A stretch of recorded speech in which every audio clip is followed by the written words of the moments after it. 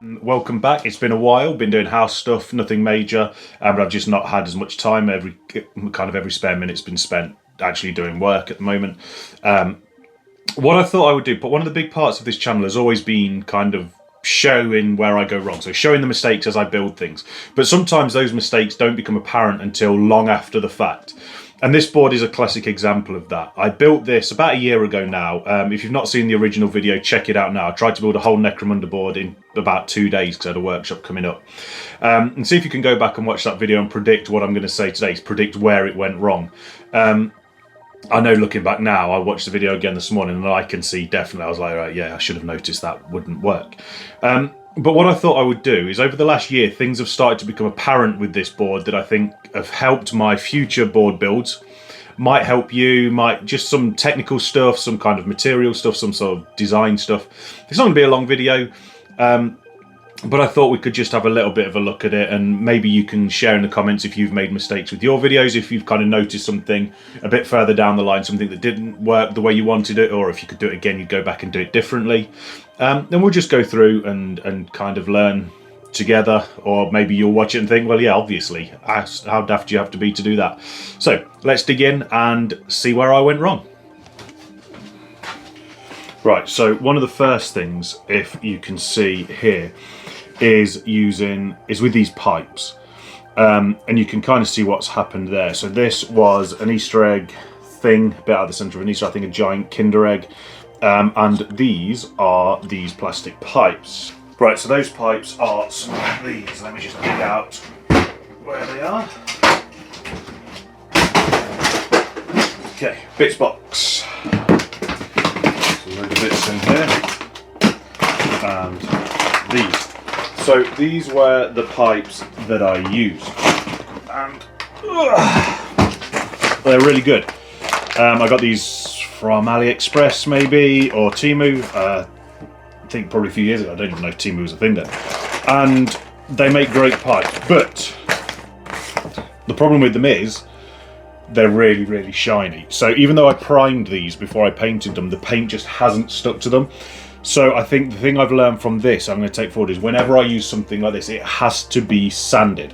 Okay, all it takes is a little bit of sandpaper, just so it doesn't matter what the grit is really, and just give it a key. Go over it really quickly as you use it, and just start to give it a bit of a key, and that will give the paint something to stick to. And the primer will fill it in anyway, so it's not going to look like it's scratched, but actually, as you can see from here, take you off the tripod, it just hasn't stuck. Okay, so that's something that I would do definitely going forward, is look at that. And actually, whilst we're talking about that, we've got the same effect has happened with the same thing has happened with these kind of things as well. So you can see all around here where the kids have played with it, and on here, I'm not sure if you can see this bit in the camera.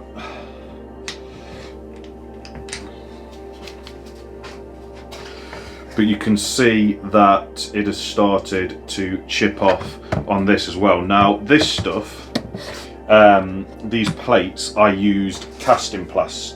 No, not casting plaster, sorry, casting resin.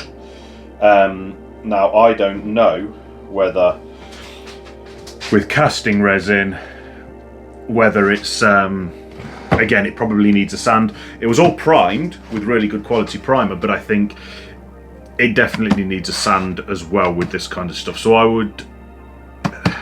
I've got the molds for these. I might try and make some more. I was going to do this video as kind of a, so this is the mistakes, let's fix it. But actually I think there's too much wrong with this board, as I'll go to in a minute. There's a big major mistake. But I think moving forward, I am going to have a go at making another one of these. I'm going to do a video with that. And I think that I can show you kind of how I would do it differently. But definitely, whenever you're using plastics, make sure they've got a key for your primer and for your paint, especially things like this kind of toy plastic. If you're using toys, I see a lot of people just kind of make it and prime it, so I kind of went with that. But I think actually the boards I'm making are high use, so I've got a lot of kids playing on them. They're getting bashed, they're getting banged about, and so maybe they just get a little bit more wear and tear than a normal board.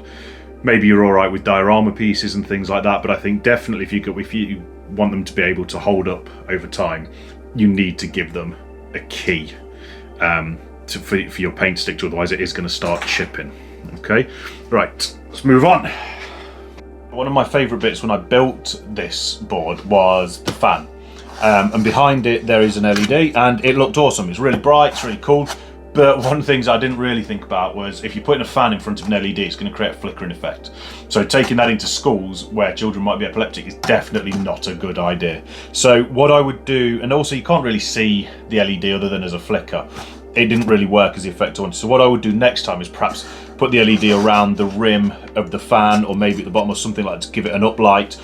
I'll probably just think a little bit more about the positioning of the light to give it more of a dramatic effect. I'd like to put like a fog emitter in there as well, a little foggy you can get that uses water vapor or something like that to really kind of bring that out and make it actually a worthwhile addition to the board. Because at the minute I've just disconnected it, it doesn't do anything.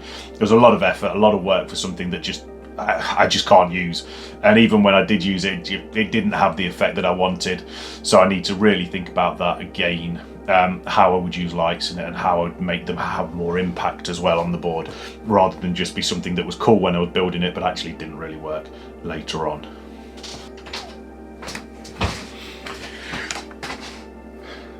Right, the major thing that went wrong with this was this kind of stuff here. Hang on, bear with me.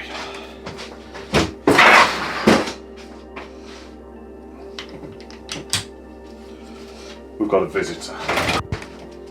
Right, are you coming in? Are you staying out there? Come on in. Good boy. Let's carry on. Try again, take two. So the thing that really went wrong with this was the whole plaster of Paris resin pour fiasco. Now I put plaster of Paris down first for this kind of toxic waste and in here, because I was in a rush. I was trying to do it in 2 days. I think it was kind of the Tuesday night and I needed to get it ready for the next day for the first workshop. So I put a load of plaster of Paris down. It didn't look great. It chipped really easily, didn't work. So I thought, brilliant. What I can do is just do a resin pour over the top of it. No, you can't do that. Now I don't know whether it was because, I don't know why it didn't work. Maybe it's just plaster of Paris and resin. Maybe there was still too much moisture in the plaster of Paris when I poured, or in the casting plaster when I poured the resin on top. There shouldn't have been. It had been about 2 weeks after the casting plaster had set before I poured the resin on it, so it should have been well dry. Or maybe they just do not mix. But this is one of the big things that I kind of learned from this. So if you look, and it's hard to see in this light, but you can see where it has started to bubble up to the point that it's just crispy on top, and just it really has gone very, very weird. And you can see with the resin pour, you know, it's not thin. It is a good thick resin pour on top of it, but it has definitely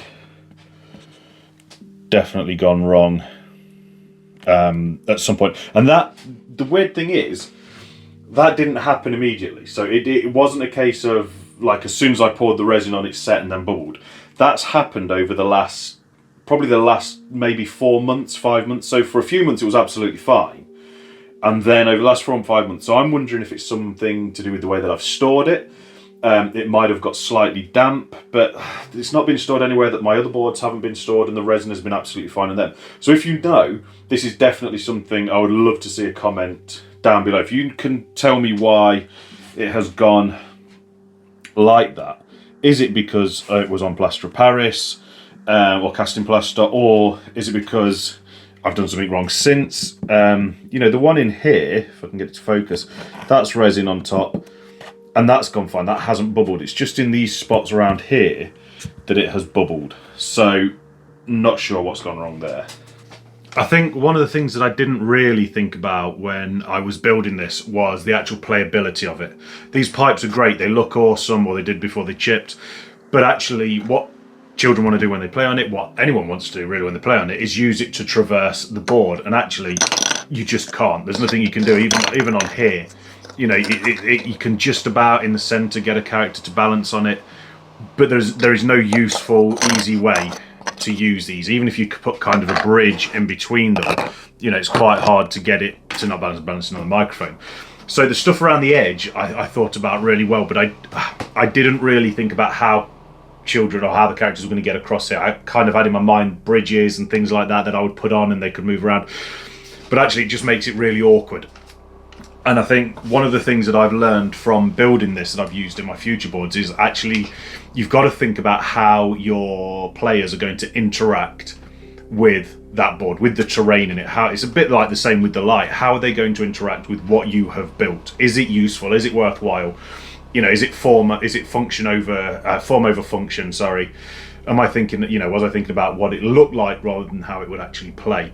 And so when I rebuild this board, what I'm going to do is put some permanent bridges in there and some gangways and really build it up so that actually there is a lot of useful crossing points, a lot of useful terrain that I can then add little bits to, that the children can add and move around still to give it that interactivity, but that actually off the bat is useful. Because right now, this horseshoe is useful, the bit in the middle really isn't. It's really hard to actually play usefully on there, and you know, the kids have come up with some really good ideas for their writing with the toxic waste and stuff, but actually what they're finding is it doesn't matter where they try and go, they're falling in. And actually what that leads to with my stuff is that they fall in and they get broken. As people are pulling them out, they end up breaking. So I'm getting through more miniatures because the kids are breaking them, not because they're doing it on purpose, but because I haven't built a board that is suitable for what they are trying to do. So one of the big things, not really material based, but actually process based, I've learnt from this that I've tried to take forward with kind of like the Mordheim boards and things like that, is actually think about how it is going to play as a board. Not just what it looks like or what cool things I can put in, but how is it actually going to play? And that's been quite a big takeaway for me from this. So hopefully when I rebuild it, I'll do that a lot better, I think. Right then, so that's it really. What do you think? Have you noticed anything else that I should have done or I've done badly in this build? Have you made any mistakes yourself? Any similar kind of things that you can kind of add to the discussion? I know it's not a long video. I just wanted to kind of touch base with everybody and say hi, I'm still here. And I thought this was a really interesting case study. I don't know, perhaps because I built it so quickly, because I built it over 2 days, I was more interested to see what I kind of rushed through. Would that be? No, I'm not sure I would have done anything different if I'd have done it over a longer time. I still probably wouldn't have sanded these. I would have just gone for it. I probably wouldn't have used the plaster of Paris under here. I would have just done a straight resin pour. So maybe that would have saved that. But you know, these are the kind of things we learn by doing and by getting wrong and then by moving forward. So I think that's a really important thing that we should share more as a community, kind of where we go wrong and how we can get better. So yeah, if you made any mistakes, if you learned anything from your terrain, share it in the comments. Let's have a chat about that. And what I will do is, this is unsavable as a board because the resin has gone so badly wrong. But I do have plans further down the line to rebuild this better with what I've learned from this. So I'll definitely do that as a video. I think I've learned some stuff from here anyway, building the Mordheim boards with the docks. You know, if you haven't seen those, check out the link in the corner to those. I definitely thought a lot more about the playability, about where characters would stand, how they would move around on the board, where they would interact with it in different ways. So yeah, I think there's a lot I've learned from this small board that has made me a better terrain builder, a better board builder. But there's still always stuff to learn. So let's share it in the comments. What have you got? What have you got to learn? What have you learned? What do I need to learn from this? How can we get better? As always, like, subscribe, share, do all of that kind of stuff. I'll be back in a couple of weeks with some Trench Crusade scatter terrain. And then we're back onto some board builds. I've got loads of stuff to do with that as well. And so it's going to be a busy year. See you later. Thanks for watching.